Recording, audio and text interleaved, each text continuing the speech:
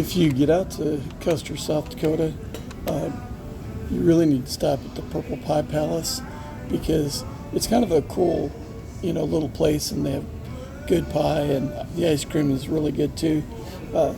Little on the pricey side. I mean, you could look at the receipt and you can see it was just a tiny little cup, and it was like $4 something or whatever.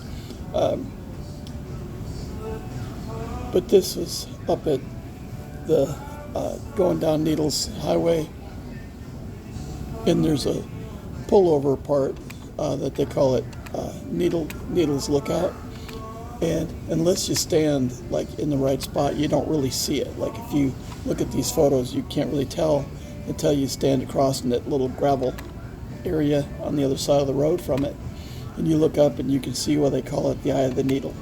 And I saw the sun in the eye of the needle, and I had to try and adjust the camera so that I could thread the eye of the needle with the sun. But then some people that were up there too, I took pictures of them near their bikes, so they took pictures of me.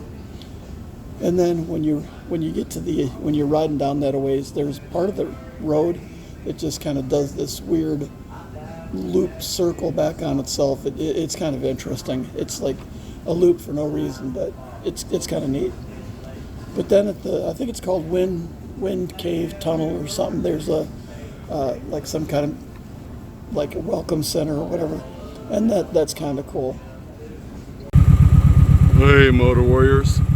I came out of the campsite, come down here a little bit because I had some trash to drop off at the garbage cans over there by the Wind Cave Tunnel, whatever that thing is called, like a welcome center. And when I came through, these buffalo were all over the road, but I just slowed down so nothing charged me, and then I kept coming. And now that I'm done and heading back to the campsite to pack up my stuff, there was nobody there except for the one car that was behind me, and he must be a local because he just went through it just the same as I did. But there's idiots that stop right by the buffalo, and it's like they tell you not to do that,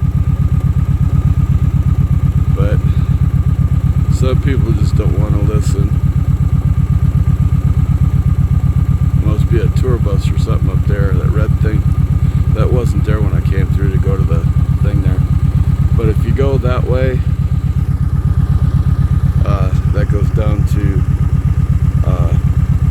the Custer's battlefield or whatever, Custer's last stand. I went through there, I didn't actually go to the place, but when you come down 87, which is the Needles Highway, you end up going by the entrance to it. And I didn't go. I'll wait until my favorite riding buddy's with me before I do that. Some things are just shared, with other people. When they stop, just stop right there. It just, part of you just wants to see that a bull there turn and charge and just wham, slam right into their car.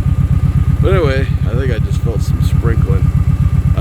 Sorry for all the bugs in my windshield, but I got to get back and pack up my gear. And remember to live your life with a heart of a Viking warrior. And watch out for all these prairie dogs that are out here too. If you see the little bump dirt spots, this is all filled with prairie dogs and buffalo. See, now it's jamming up traffic. Now if I go through there on a bike, it'd be dangerous. When I was camping up on that free camping area that there was supposed to be, Native Americans for a powwow, that's not exactly what it was. There was one guy that was Native American, and then the woman with him, she's a white woman from the East Coast that decided one day that she's going to live the Native American lifestyle. So she started saying she's Indian, and then went to school and got her PhD in something to do with herbs or something like that. They were both as flaky as can be. And then there's one guy that he's from, I think, like Italy or something, and the only Indian in the group, not a very bright guy, but he was saying that it was his nephew. But then when I was talking to that guy alone, he said they weren't related. He's not, he just came to help out or whatever.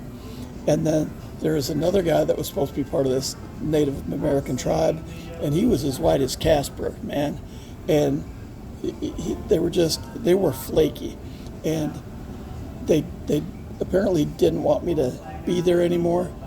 And so the one of the guys in this white SUV, he took up a spot that's a little further down the gravel road. And I said, well, if he wasn't there, I'd go down there. Well, they moved, his stuff, and went up by the camper and the big, little fortress they had there.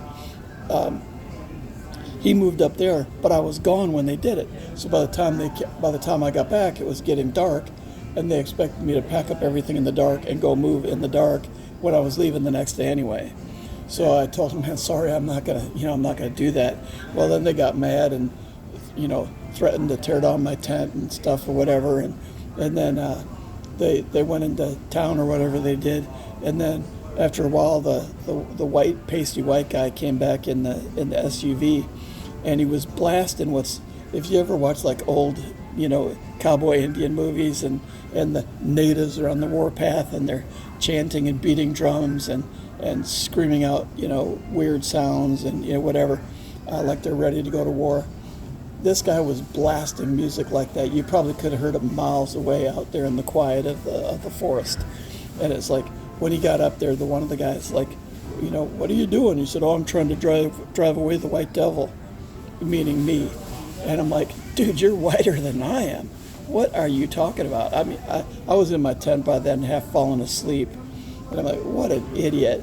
Well, they were drying all these different herbs. Well, when they told me they wanted me to leave, they apparently were drying something, and they had fans blowing it towards my tent. And all evening, and while I was sleeping, the smell that whatever they were driving, it was making me really nauseous. And I know there's a lot of herbs that can make you sick and that kind of thing. So the next morning when I got up and started packing, man, I was sick to my stomach. I wasn't feeling right. But I packed up all my stuff, and I thought, man, I need to go eat. So I went, pulled up, took a picture of my bike, went in to eat, and if I'd have realized the breakfast was going to be that big, I would have gotten like the child's portion, because that was a lot of food. But I ate about half of that, and then my stomach started to really get bad, and I had to run into the bathroom, and I had all I could do to get into the bathroom fast enough. So whatever they were dehydrating and blowing towards me, man, it really messed me up for like 3 days. But you never know what you're going to run into when you go camping out in the middle of nowhere. Sometimes people are really nice, and other times they are flaky, and you got to watch your back. But anyway, overall, it was a real nice time, and got to see some really nice stuff and riding by myself. But it's one of those events, staying there, that it would have been nice to have somebody with me just to kind of like watch each other's back. But anyway, I hope you enjoy this, and remember to live your life with the heart of a Viking warrior. Bye for now.